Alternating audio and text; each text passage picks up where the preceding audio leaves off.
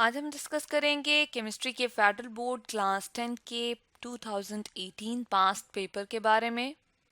तो 10th की chemistry के बी पार्ट को या बी सेक्शन को हम यहाँ पर सॉल्व करेंगे। क्वेश्चन नंबर 2 है अटेम्प्ट एनी 11 पार्ट्स और 15 पार्ट्स दिए होते हैं। टोटल हम 15 पार्ट्स को ही सॉल्व करेंगे आपके लिए, और हर एक का आंसर जो है वो 3 से 4 लाइन से ज़्यादा एक्सीड नहीं करना चाहिए। The answer to each part should not exceed 3 to 4 lines, और हर एक के 3 मार्क्स हैं। तो यहाँ पर फर्स्ट क्वेश्चन हम देख रहे हैं कि what are the conditions for equilibrium to be continued. Equilibrium को जारी रखने के लिए कौन सी ऐसी हालतें हैं जो कायम रखनी पड़ती हैं। तो आंसर में हम हेडिंग देंगे कंडीशंस फॉर इक्विलिब्रियम। 1 2 3 करके इस तरह से पॉइंट्स देने हैं।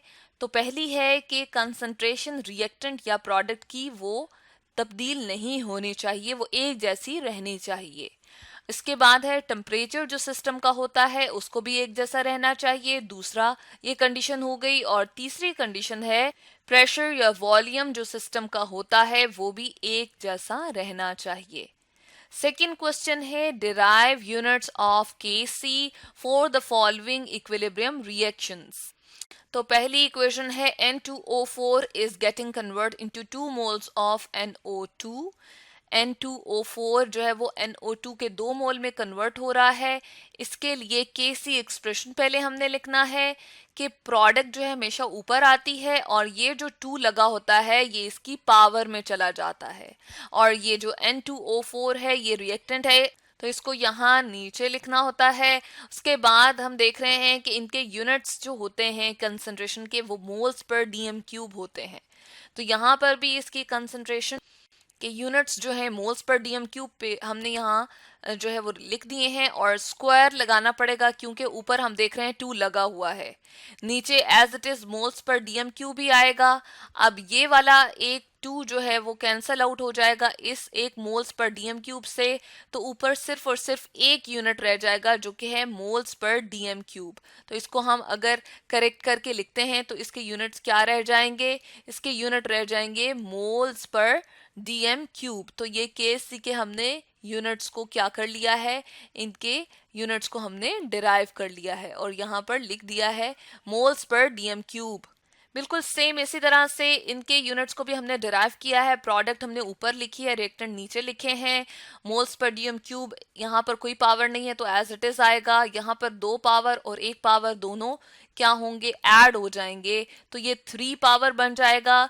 अब 3 को हमने इस 1 से जो है वो कैंसल आउट कर देना है, तो नीचे जो है वो 2 रह जाएगा, और ये नीचे वाला 2 जब ऊपर जाएगा तो ये -2 हो जाएगा। तो इस तरह से मोल्स -2 इस तरह से आ जाएगा। पर मोल्स के 2 यूनिट्स यहाँ पर आ रहे हैं, मोल्स पर 2 एंड DM6 आ जाएगा, क्योंकि ये डीएम क्यूब नीचे था और ये -2 है, तो जब ये ऊपर जाएगा तो माइनस माइनस से जो है वो कैंसल आउट हो जाएगा और ये DM6 बन जाएगा। तो इस तरह से हमने KC के यूनिट यहाँ पर डिराइव कर लिए हैं। उसके बाद थर्ड क्वेश्चन हम देखते हैं कि हमारे पास क्या है। ये है डिफाइन करें आर्हीनियस एसिड को और एक एग्जाम्पल दें। इसी तरह से लिविस एसिड को डिफाइन करें और एक एग्जाम्पल दें। तो आर्हीनियस एसिड की हम यहाँ डेफिनेशन देख रहे हैं। Acid is a substance which dissociate in aqueous solution. कि एसिड एक ऐसी चीज है जो डिसोसिएट हो जाता है, बिखर जाता है, टूट जाता है जब इसका पानी के अंदर सोल्यूशन बनाते हैं। हाइड्रोजन आयंस ये जो है वो अपने अंदर से निकालता है। तो एग्जाम्पल में आ जाएंगे H2SO4 NHNO3। यहाँ पर इक्वेशन के ऊपर हमने वाटर लिख दिया है, और यहाँ पर हम देख रहे हैं कि हाइड्रोजन आयन 2 निकल रहे हैं और यहाँ पर एक हाइड्रोजन आयन निकल रहा है। तो सोल्यूशन के अंदर ये चीज हाइड्रोजन आयन को निकाल के दे रही है, लिहाजा ये दोनों क्या हैं, एसिड हैं। और इक्वेशन को कंप्लीट करते हुए इनका सल्फेट आयन यहाँ पर लिख दिया और नाइट्रेट आयन यहाँ पर लिख दिया है। लिविस एसिड को डिफाइन करते हैं। तो Lewis acid is a substance, एक ऐसी चीज है जो कि एक्सेप्ट करती है, अपने अंदर ऐड कर लेती है, शामिल कर लेती है पेयर ऑफ इलेक्ट्रॉन्स को, और इसके नतीजे में कोऑर्डिनेट कोवलेंट बॉन्ड बन जाता है। तो यहाँ पर एग्जांपल हम देख रहे हैं कि ये इलेक्ट्रॉन पेयर एक्सेप्टर है, ये इलेक्ट्रॉन पेयर को एक्सेप्ट कर रहा है, और ये जो स्पीशी है वाटर, ये इलेक्ट्रॉन पेयर डोनर है, जबकि HCl जो है इलेक्ट्रॉन पेयर एक्सेप्टर है। और इन दोनों के दरमियान में हम यहाँ देख रहे हैं कोऑर्डिनेट कोवलेंट बॉन्ड बन गया है। तो इस तरह से एग्जाम्पल की हेडिंग दे के यहाँ पर एग्जाम्पल लिख देनी है। फोर्थ यहाँ क्वेश्चन देख रहे हैं, classify the following solution as acidic, basic और न्यूट्रल। यहाँ पर एक सोल्यूशन दिया हुआ है कि इन क्लासिफाई करना है या इनको हमने क्या करना है, तीनों सोल्यूशन को बताना है कि या ये एसिडिक हैं, बेसिक हैं या न्यूट्रल हैं। तो पहला सोल्यूशन दिया हुआ है जिसमें हाइड्रोजन आयन की कंसंट्रेशन 1 × 10⁻⁷ मोलर कंसंट्रेशन दी हुई है। अब अगर हम पीएच के अकॉर्डिंग देखें तो पीएच का फॉर्मूला जो हमारे पास है वो है pH minus log of H plus ion concentration. तो जब इसको सॉल्व करेंगे माइनस लॉग लेंगे हाइड्रोजन आयन कंसंट्रेशन की जो कि है 1 × 10⁻⁷, तो आपके पास आंसर क्या आ जाएगा 7। और स्केल के ऊपर हमें ये मालूम है कि जब 7 आती है किसी भी पीएच की वैल्यू तो वो क्या होता है जी, वो न्यूट्रल होता है। तो इस तरह से पीएच स्केल के ऊपर हमें 7 जो है वो किसके लिए मिलता है, वो न्यूट्रल सोल्यूशन के लिए जो है वो वैल्यू मिलती है। इसी तरह से बाकियों की अगर करेंगे तो इसके लिए आंसर क्या आ जाएगा, सेम यही कैलकुलेशन करेंगे तो पीएच आ जाएगी 3, और पीएच जब 7 से कम होती है तो वो सोल्यूशन क्या है, वो एसिडिक होता है, यानी कि वो तेजाबी सोल्यूशन होता है।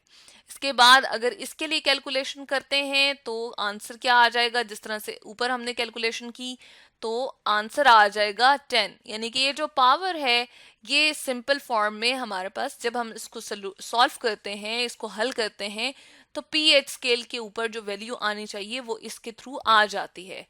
तो 7 से जब बड़ी होती है वैल्यू तो वो क्या होता है, वो असासी सोल्यूशन होता है या बेसिक सोल्यूशन उसे हम कहते हैं। अगला सवाल देख रहे हैं जो कि 5वां सवाल है, define saturated and unsaturated hydrocarbons and right one example of each. हमने सैचुरेटेड और अनसैचुरेटेड हाइड्रोकार्बन के बारे में बताना है और उसकी एक एक एग्जाम्पल देनी है।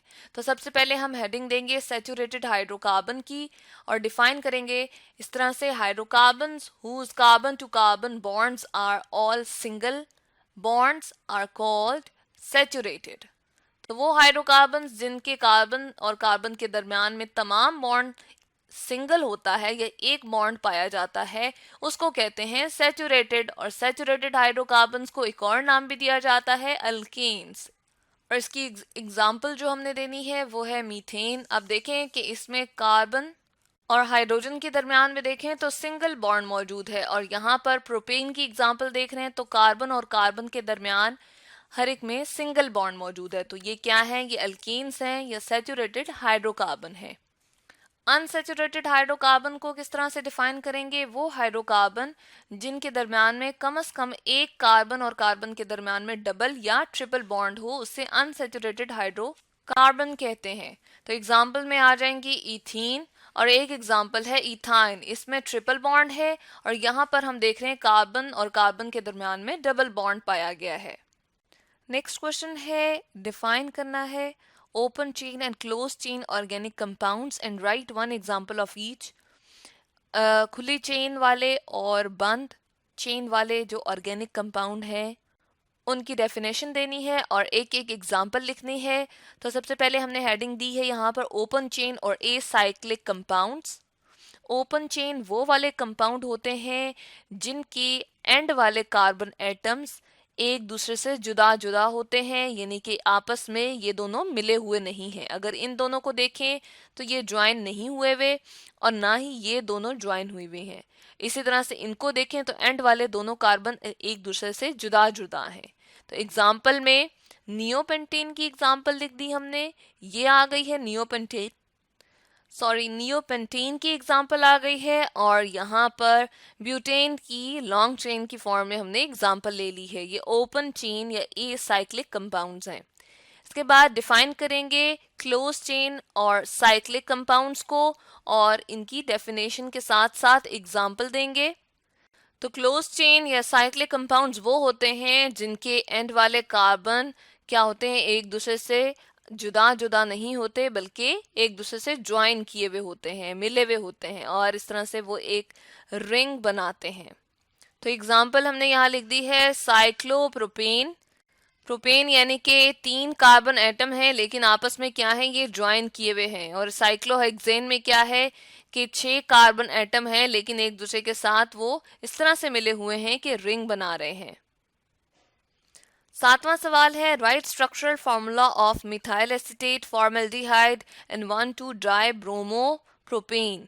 तो इनके स्ट्रक्चरल यानी कि साख्ती फार्मूले लिखने हैं। मिथाइल एसीटेट में सबसे पहले खोल के हमने लिखा है मिथाइल को CH3 को, उसके बाद C डबल बॉन्ड O आएगा, फिर O और फिर CH3 सिंगल बॉन्ड के साथ यहाँ हमें ये नजर आ रहा है।